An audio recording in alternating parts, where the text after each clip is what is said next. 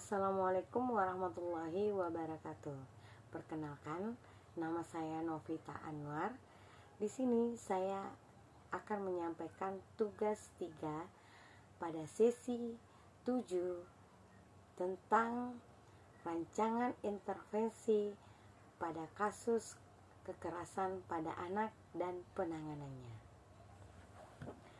Sebagaimana kita pahami bersama, tindak kekerasan pada anak sudah seharusnya mendapatkan perhatian dan penanganan yang serius oleh semua pihak, baik itu pihak orang tua itu sendiri, oleh masyarakat, dan oleh pemerintah.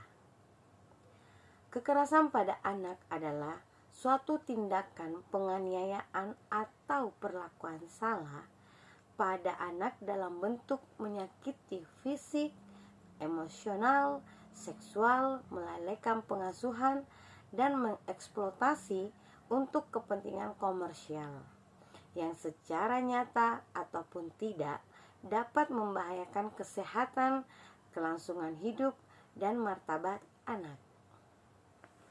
Kekerasan pada anak terjadi di sekeliling kita, bahkan sangat mungkin dialami oleh anak-anak yang ada di sekitar kita.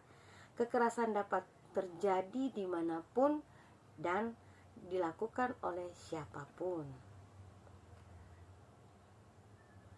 Kekerasan pada anak memiliki dampak yang sangat serius dan berkepanjangan apabila tidak ditangani dengan serius.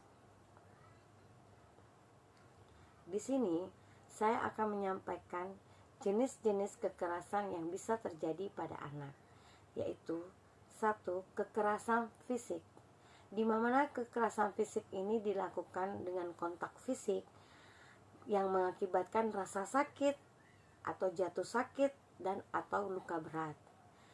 Kedua, kekerasan psikologi, di mana perbuatan yang akan mengakibatkan ketakutan, hilangnya rasa percaya diri, hilangnya kemampuan untuk bertindak, rasa tidak berdaya, dan penderita psikis berat pada seseorang.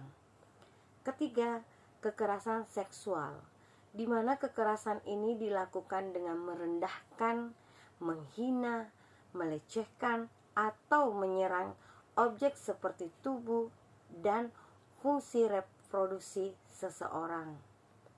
4. Pengabaian, di mana pengabaian ini menelantarkan orang dalam lingkungan rumah tangga.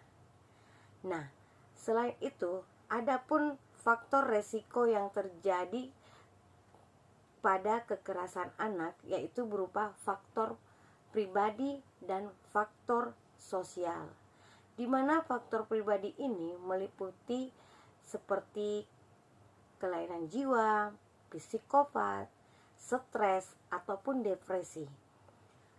Sedangkan faktor sosialnya meliputi dari mungkin konflik rumah tangga, faktor budaya, dan media massa. Nah, berikut ini penanganan kasus kekerasan pada anak bisa kita lakukan. Yang pertama, membiasakan pada anak untuk berpikir kritis, bertindak asertif, berani menolak, dan mengeluarkan pendapat. Misalnya, anak harus berani berkata bahwa dia tidak suka menjadi korban kekerasan dalam bentuk apapun dan dilakukan oleh siapapun. 2. Tanamkan kepada anak bahwa dia harus berani dan bisa melindungi dirinya sendiri dari tindak kekerasan yang terjadi dimanapun anak berada. 3. Orang tua harus bisa mengevaluasi diri mengenai pandangannya terhadap anak, apakah tepat dan apakah kita sudah memberikan yang terbaik untuk anak kita, atau orang tua yang terdekat atau mendapat menanggulangi kekerasan pada anak dengan cara meningkatkan keterampilan dan pengetahuan dalam skala rumah tangga. 4. Perbanyaklah pengetahuan dan keterampilan pengasuhan yang tepat dalam mengurangi resiko kekerasan pada anak. 5. Pekalah terhadap anak, karena kalau kita peka terhadap anak, kita akan bersegera melakukan tindakan apabila anak kita mendapatkan tindakan korban kekerasan, baik itu kekerasan yang dilakukan oleh orang-orang di sekitar rumah kita ataupun orang-orang di luar rumah kita. 6. Carilah informasi atau bantuan agar anak dapatkan pemulihan tindakan yang tepat ketika anak kita menjadi korban dari kekerasan tersebut. 7.